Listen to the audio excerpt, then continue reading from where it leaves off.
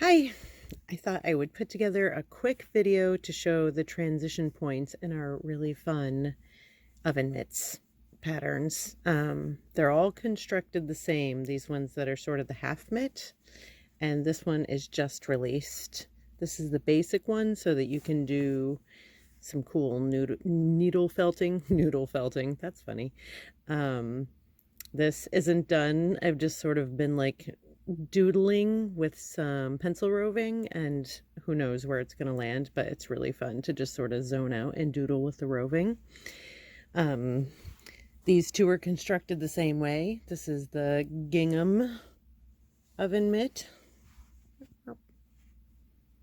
and this is the Star Baker one. I don't know if my arms are long enough. Star in the thumb too.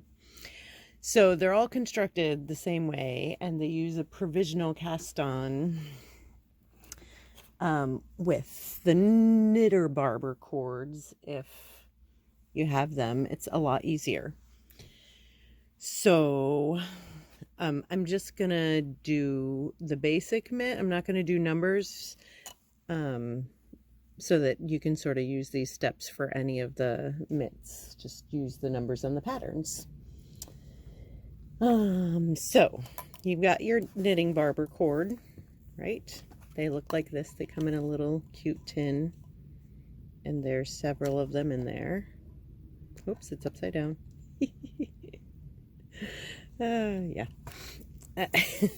So to do the provisional cast on, you just want to pop the cord really snugly onto the needle tip. And then for the basic mitt, because it didn't have the color work, so I doubled the yarn to make sure it was thick enough to protect your hand when you use it as an oven mitt. So we're using doubled yarn just to show you. You just make your slip knot. You don't need to leave a long tail, just enough, 3 or 4 inches. And then you hold the cord pretty taut against the needle.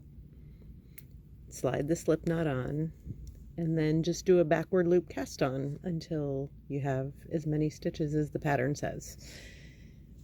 So the backward loop cast on is just a twist, and then you go in, so there's a cross, see? But there's not really anchoring anything like there is with a long tail or the thumb method. So this is usually just a terrible cast on, or something you would do if you only needed a stitch or two, but normally it's not great. For this, it's fantastic. So I'm going to do a couple more kind of slow, and then I'm just going to speed up so that we can get to the next one.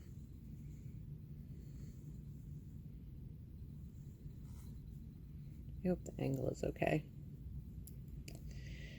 Okay. Oh, there's my yarn ball.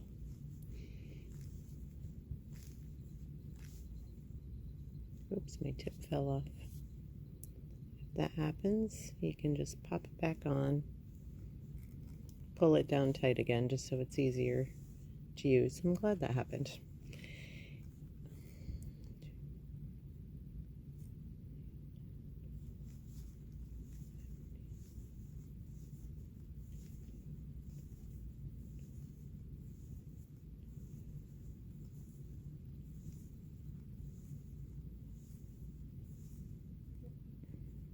Only got one.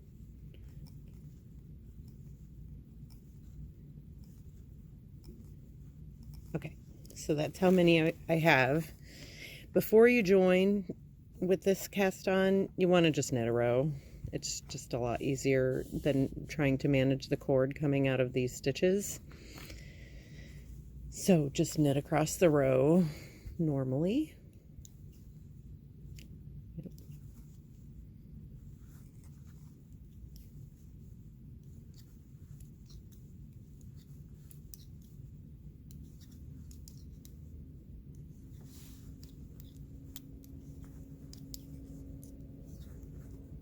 I really love these oven mitts. I could make them for everyone on earth.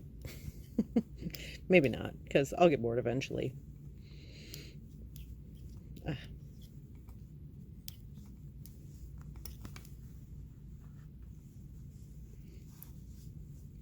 not today.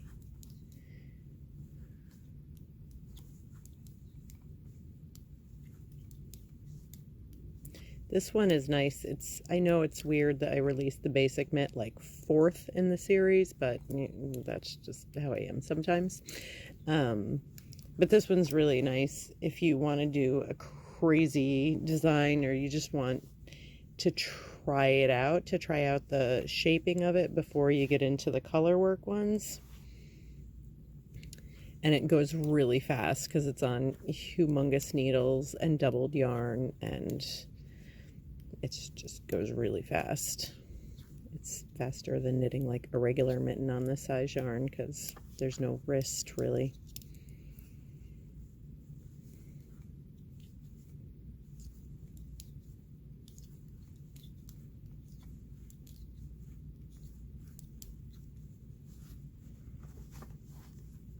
Just a couple more.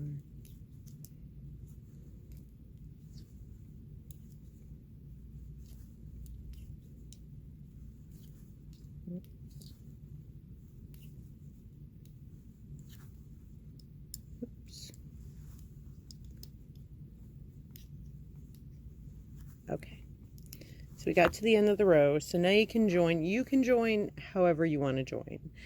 I always join like this. I'm probably gonna end up magic looping these.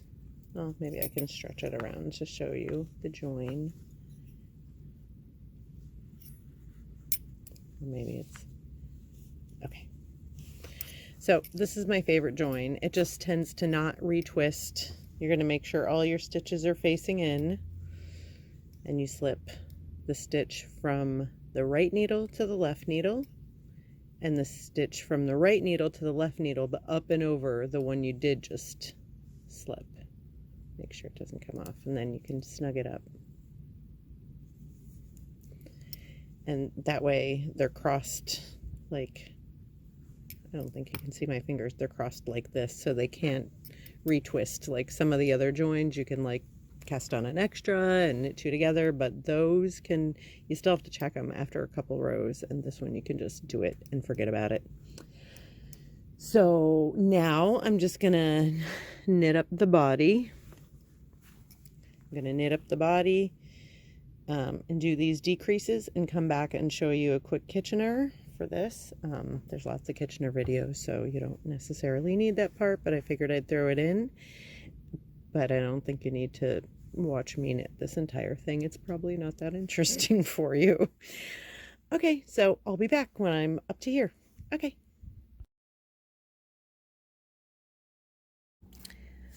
Okay, so now we're at the top of the mitten, and we've done the decreases here, and we have an even number of stitches on this side and this side. So you just want to move those up to the tips and graft them closed with the Kitchener stitch, which I'll show you really quick.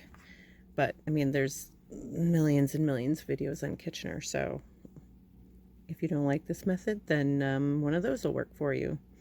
And all you got to remember when you do Kitchener is this little chant of purl, knit, knit, purl, purl, knit, knit, purl. So you first do your anchor stitches. You go in purlwise in the front needle, leave the stitch on, knitwise on the back needle, leave that stitch on. But then from that point forward, you're going to do 2 steps on each needle. You're going to go on the front, knit wise, take it off, purl wise, leave it on, just pull the yarn through. On the back, you're going to do the opposite. Purl wise, take it off, knit wise, leave it on, pull the yarn through. Let's go knitwise, pull it off, purlwise, leave it on, pull the yarn through.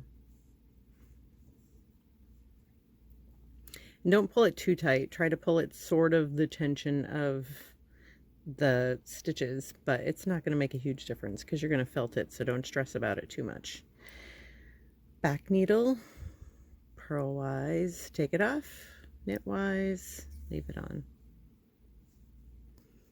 So I'm just going to finish these up And then we can go on to the next step.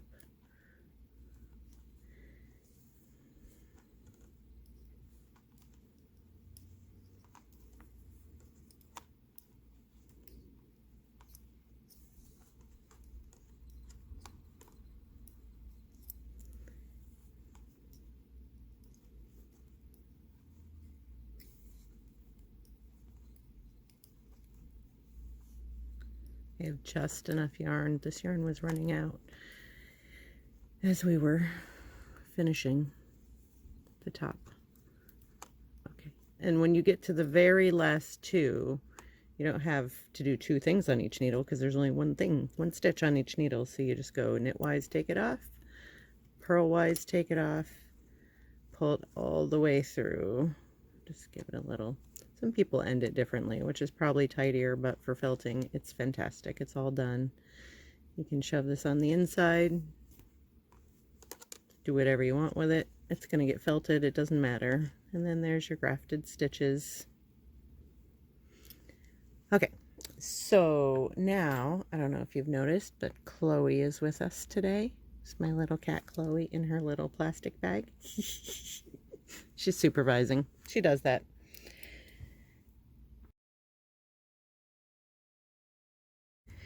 Okay, so next what you want to do is pick up these stitches for the thumb and then cast on, because the thumb flaps out. So you can see right here. The main thing is you want to have this centered, and because of where you cast on and everything, you need to shift these cords just a little bit depending on your pattern. You're picking up starting here, but your cord is kind of caught over here.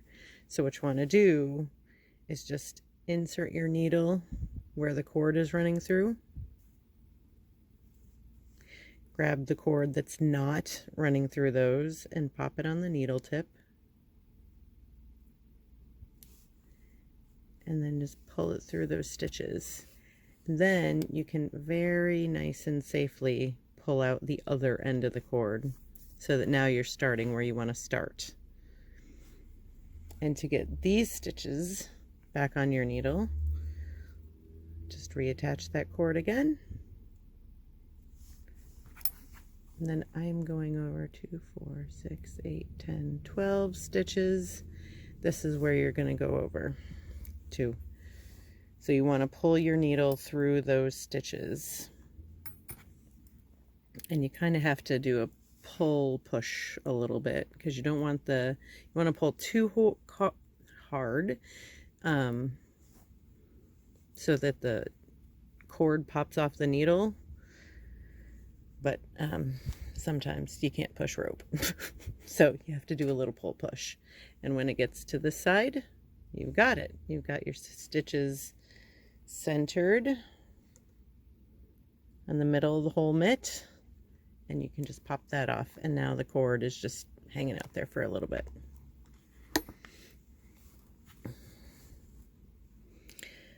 So now you're going to reattach the yarn here, and then we're gonna knit across.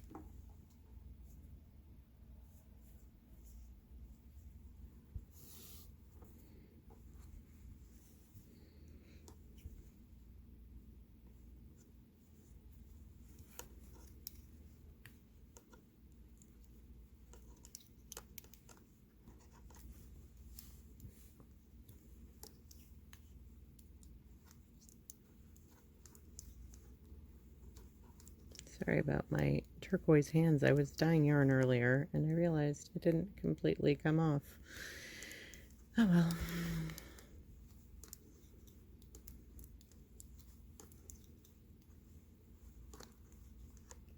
Okay, when you get to the end, you want to take this end of the cord, pop it back on the needle again, and remember how you did your cast on stitches. You're going to cast on the same amount as you have here. It's different for all the patterns. For this one I'm doing 12, and just cast on with the backward loop cast on with the cord pressed up against the needle. So 1, oops, 2, 3, 4, 5, 6, 7, 8, 9, 10, 11, 12. Okay, great. Now you have all your thumb stitches on the needle. You can pop the cord off. And then this is just gonna fold over. Sorry, I'm wobbling everything. If you're on DPNs, you don't have to fold it over. I'm magic looping, so it needs to be folded over. And then you can pull your cord through.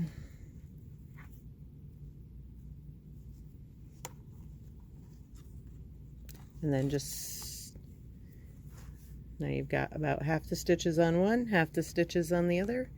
And you're just gonna knit how many ever rows in whichever pattern you're doing of the thumb. Okay, now we've got the whole mitt together. Here's the thumb. Hilariously, I don't know if you can see, but I had a drastically different dialogue for the thumb. So that's funny. But now we're gonna do this edging. So this little I-cord edge that goes all the way around the outside.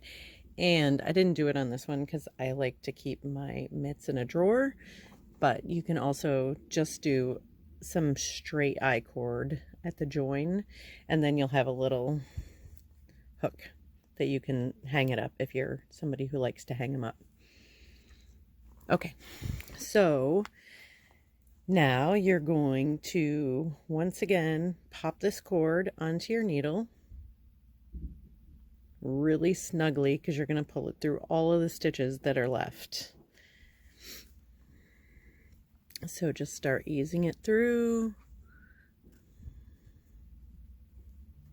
There's all sorts of tails because I don't trim them till after I'm done felting.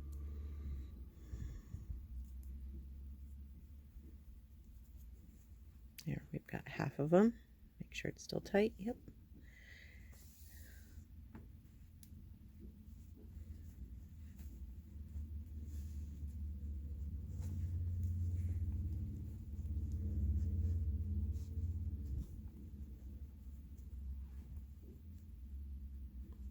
Needle go in a little.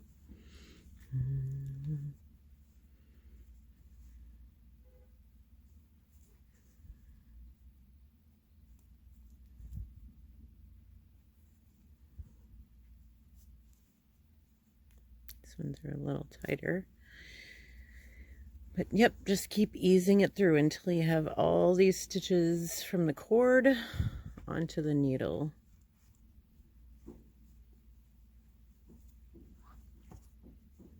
Look, no dye on my hands today.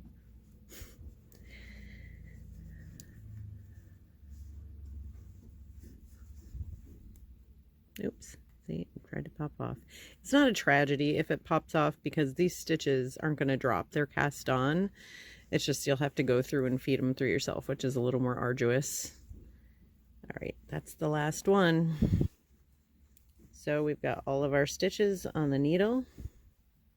And now we can just pop this off one last time and it's done. Didn't think we were ever going to be done with it, did you? Okay, so now this is an I-cord edge. So what you want to do is take your contrast yarn and cast on 3 stitches with it. And do it wherever your right side is facing. So I'm just going to do 3 long tail cast-ons. There's my first one.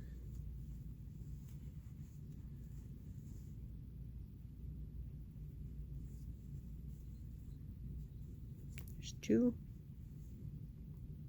And there's 3.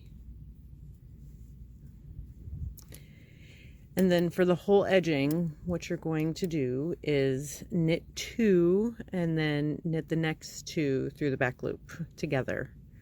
So knit 2,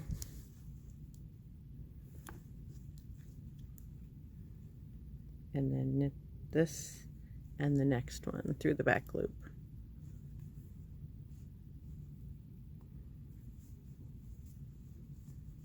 And then you slip these 3 stitches back to the left needle and you just do it again.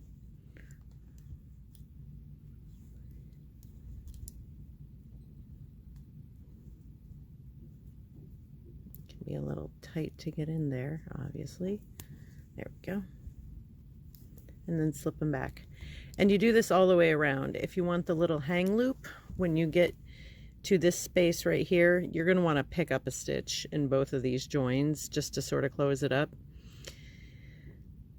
But after you do the picked up stitch, then you just do I-cord for like 12 rows or something. So when you slip it back to the left needle, you just do knit 1, 2, 3, slip it back, knit 1, 2, 3, so that you're not doing the knit 2 together and joining it with the next stitch. And then when you're done, you have a long enough loop, then you just start doing the knit 2 together through the back loop again to finish it off. And that's the edge. So we'll be back for needle felting soon.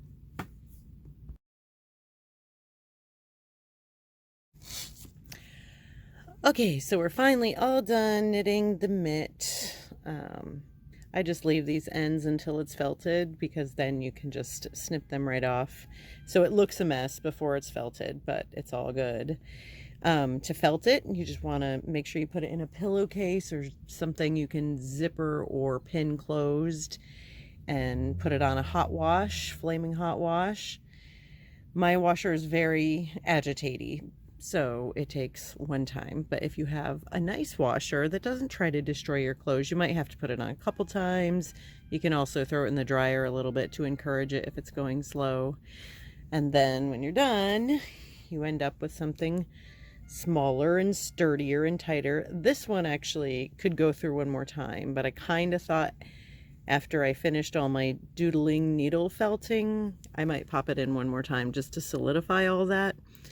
So like you can see this one, the stitches are barely visible, hardly really at all. So you kind of want it to be like that so it's really protective when you go to pick something up out of the oven. So when you have it like this, then it's time for noodle felting. So dumb. I know. It's noodle felting. This is what you need for your noodle felting. Okay, no, that's not what you need. You need some roving. This is some pencil roving. You can also use your other carry-on from your kit. You can use regular roving that's more poofy. You can use any kind of pure wool. You need a piece of foam. There are much fancier pieces of foam than this. This is something I hacked apart from the dollar store. I think it's supposed to be for kids in the pool. But you want to put that inside like that to protect everything.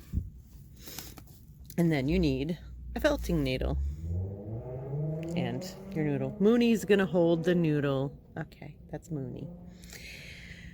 Okay, and these are insanely sharp. And to be honest, I'm not that much of a needle felter. I just think it's really fun because it's very stabby. So I'm sure there are way better people than me to teach you sort of really cool techniques in needle felting. But when I'm in sort of this little doodly phase, I just sort of lay the roving essentially where I want it and give it one little poke to just sort of anchor it. I want it to go over there. I'll just poke it. This is kind of awkward to do at this angle, but, and then once you sort of got it where you want, then you stab. It's very cathartic. It's a lot of fun if you've had a bad day. And you normally wouldn't be holding this up. I'm trying to hold it up a little so that you can see it. And like I said, you can just use the yarn too. You can use any kind of wool to do this. And if you are so inclined, you could sort of pencil out an actual design on here. Like I said before, I'm just kind of doodling. I don't know where this is going to end up. And if you hate what you've just done, just pull it off. It just comes off.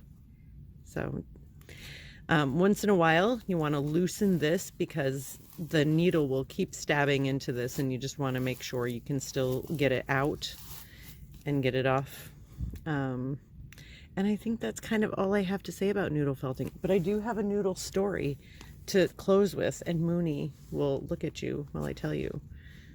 And so I have like a hoodie that I wear around the house in the winter when I'm freezing, and one night it was really cold, so I wore it to bed, and I woke up in the middle of the night and my hands were cold, so I put my hands in the pocket, and for some reason there was one uncooked noodle like this. And I hadn't made noodles in ages, so I have no idea where it came from, but I suspect this cat had something to do with it.